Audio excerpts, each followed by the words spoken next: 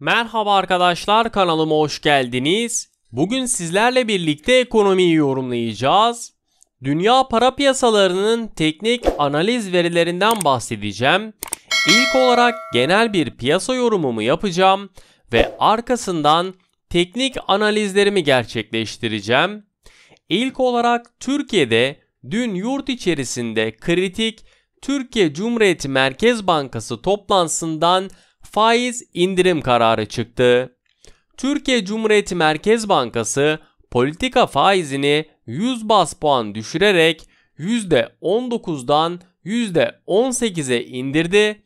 Ayrıca Türkiye Cumhuriyeti Merkez Bankası tüm faiz kalemlerinde de 100 baz puanlık indirim yaparak gecelik borç verme faizini de %19,50'ye, gecelik borç alma faizini ise %16,50'ye, geç likidite pencere faiz oranını da %22,50 seviyesine çekti.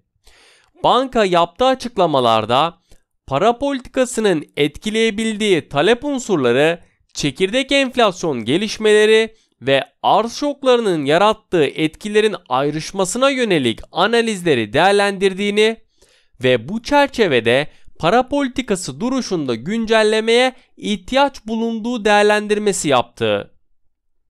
Ayrıca politika faizinde indirim yapılmasına da karar verdiğini de altını çizdi. Türkiye Cumhuriyeti Merkez Bankası yayınladığı raporda küresel ekonomilerde aşılamadaki artışla birlikte toparlanma yaşandığını, buna karşılığın yükselen küresel enflasyonun uluslararası finansal piyasalara etkisinin önemini de izlediğini de vurgulamış oldu. Türkiye Cumhuriyeti Merkez Bankası emtia fiyatlarındaki artış eğilimi, bazı sektörlerde arz kısıntıları ve taşımacılık maliyetlerindeki artışın uluslararası ölçekte üretici ve tüketici fiyatlarının yükselmesine yol açtığını vurguladı. Ayrıca tarımsal emtia ihracatçısı ülkelerde yaşanılan iklim koşullarının küresel gıda fiyatları üzerinde olumsuz yansımaları görülürken, Türkiye Cumhuriyeti Merkez Bankası yurt içinde 3. çeyrekte dış talebin gücünü koruduğunu ifade ederken, bu dönemde aşılamanın etkisiyle hizmet ve turizm sektörlerindeki canlılığın da arttığını belirtti. Kredilerin ılımlı bir seyir izlediği vurgulanırken, ihracattaki güçlü artış eğilimi ve aşılamadaki kuvvetli ivmenin turizm faaliyetlerini canlandırmasıyla yeni yılın geri kalanında cari açığın düşmesine yardımcı olacağının ve yıl sonuna kadar cari fazla beklediklerini ortaya koydu. Karar sonrasında özellikle bankacılık hisseleri öncülüğünde borsada sert satışlar görülürken, Borsa İstanbul 100 endeksi dünü %0,43'lük değer kaybı ile 1401 seviyesinden tamamlarken, toplam işlem hacmi ise 18,1 milyar Türk lirası olarak gerçekleşti. Sektör endeksleri arasında en fazla kazandıran sektör %2,32 ile inşaat sektörü olurken, en çok kaybettiren sektör ise %2,61 ile bankacılık sektörü oldu. Piyasalar normal şartlarda faiz indirimini olumlu karşılaması gerekirken, bu sefer böyle olmayabileceğini özellikle sizlere vurgulamıştım. Çünkü Fed'in teperinge gittiği bir ortamda küresel bazda dolarda yaşanılacak güçlenme ve Amerika Birleşik Devletleri 10 yıllık tahvil faizlerinin küresel borçlanma maliyetlerini artırması, yurt içerisinden para çıkışlarının hızlanmasına neden oldu. Nitekim de dediklerim gerçekleşti. Ayrıca küresel bazda enflasyonda yükseliş eğilimi sürerken, yurt içerisinde de enflasyonda düşüş görülmedi. Türkiye Cumhuriyeti Merkez Bankası'nın dikkate aldığı çekirdek enflasyon baz etkisi nedeniyle önümüzdeki aylarda azalacak olsa da manşet enflasyonun hala yüksek seviyede bulunması ve küresel etkilerle bu eğilimi sürdürme potansiyeli aynı zamanda reel faizlerine de negatif çektiğinden yabancının yurt için olan talebinin giderek azaldığını söyleyebilirim. Bu bağlamda dolar Türk lirası kurunda da sert yükselişleri yaşadığımızı, dün tarihi rekor seviyesini de kırdığını söylemek istiyorum. Bugün borsadaki satışların ve kurda da yükselişlerin devamını görebiliriz.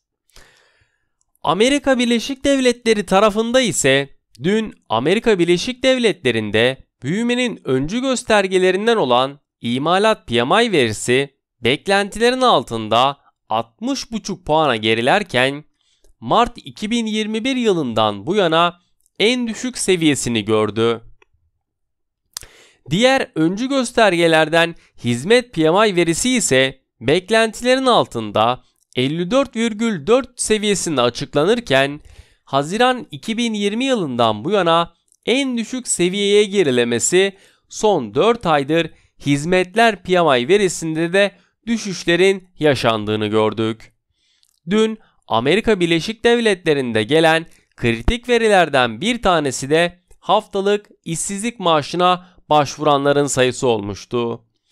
İstihdam tarafında Powell'ın birkaç veriye daha ihtiyaçlarının olduğunu söylemesi piyasalarda gözleri tamamen bu cepheye çevirirken haftalık işsizlik maaşına başvuranların sayısı beklentilerin üzerinde 351 bin kişi olarak gerçekleşirken beklentiler ise 322 bin kişi geleceği yönündeydi. Haftalık işsizlik maaşına başvuranların sayısı halen pandemi öncesi seviyesi olan 250 bin üzerinde seyrederken Fed'in tapering'e gitmemesi piyasalar tarafından ilk etapta olumlu karşılanırken enflasyon eğiliminin de kalıcılık göstermesi ve faiz projeksiyonlarının öne çekilmesinin ardından Amerika Birleşik Devletleri'nde tahvil faizi bizim için kritik gördüğüm %1,37 seviyesini kırarak yükselişe geçti. Bu seviyenin üzerinde kalıcı olur ise %1,55 seviyesine kadar yükselişlerin devam edeceğini öngörüyorum. Bu durumda doların küresel bazda değer kazanma süreci de başlamış olacakken eğer dolar endeksi de 93,44 seviyesini kırar ise piyasalarda daha güçlü bir dolar algısı oluşacağı yönünde. Özellikle altın fiyatlarında aşağı yönlü baskının artacağını düşünüyorum. Analizlerimde de sürekli uyardığım gibi Fed'in tapering sürecine ve hemen arkasından da gelecek faiz artırım süreci boyunca altında her yükselişi satış fırsatı olarak değerlendirmeniz gerekiyor. Şu an için altın fiyatlarını yukarı itebilecek bir gelişmenin olmadığını görüyorum. Satışların öngörümü koruduğunu, Amerika Birleşik Devletleri borsalarında ise Fed'in tapering'e gitmemesini olumlu karşılayarak dünü alıcılı bir seyirde tamamladı. Amerika Birleşik Devletleri'nde Demokrat liderler Nancy Pelosi ve Schumer, Başkan Jerome Powell'ın 3,5 trilyon dolarlık harcama paketinin finansmanını nasıl sağlayacağı konusunda bir anlaşmaya vardıklarını açıklarken Amerika Birleşik Devletleri Senato Demokrat Parti çoğunluk lideri Schumer, borçlanma tavanını ertelemek üzere hazırlanan ve Temsilciler Meclisi tarafından halihazırda kabul edilmiş olan düzenlemenin pazartesi günü oylanacağını duyurdu. Euro bölgesi tarafında ise dün Euro bölgesinde büyümenin öncü göstergelerinden olan imalat PMI verisi beklentilerin altında 58,7 olarak açıklanırken imalat PMI verisi Şubat 2021 yılından bu yana en düşük seviyesini gördü. Diğer öncü verilerinden olan hizmet PMI verisi ise beklentilerin altında 56,3 seviyesinde açıklanırken son 4 ayın en düşük seviyesine geriledi. Bölge ekonomilerinden Almanya ve Fransa'da da imalat ve hizmet PMI verilerinin beklentilerin altında kaldığı görülürken, bazı malların arzında yaşanan darboğazın devam etmesi şu an için ekonomileri olumsuz etkilemeye başlamış görülüyor. Avrupa Merkez Bankası Başkanı Christine Lagarde, enflasyonda yaşanılan artışın geçici nedenlerden kaynaklandığı görüşünü vurgularken, Lagarde'ın enerji fiyatlarında yaşanmakta olan volatilitenin koronavirüs bağlantılı arz sorunlarından daha uzun piyasaları etkileyebileceğini de vurgulaması, enerji fiyatlarında yükselişin uzun vadeli bir sorun oluşturacağı yönünde ifadelerini verdi. Euro bölgesinde enflasyon Avrupa Merkez Bankası beklentisi olan %2'nin üzerinde yaklaşık %3 düzeyinde bulunuyor. Dün dolar endeksinin bir miktar değer kaybetmesi Euro dolar paritesindeki yükselişleri getirirken, yükselişlerin satış fırsatı yarattığını söylemek isterim. Küresel bazda güçlü dolar eğilimi arttıkça paritedeki düşüşlerin yaşanacağını düşünüyorum. Euro Türk lirasında ise Türkiye Cumhuriyeti Merkez Bankası faiz indirimi sonrasında sert yükseliş gösterirken, Avrupa borsalarında da Fed'in tahvil alım programının başlamaması nedeniyle dünü pozitif kapatan taraftaydı. Şimdi dünya para piyasalarının teknik analiz verilerinden bahsedeceğim. İlk olarak dolar Türk lirasında Türkiye Cumhuriyeti Merkez Bankası Para Piyasası Kurulu toplantısında politika faizini 100 baz puan indirdi.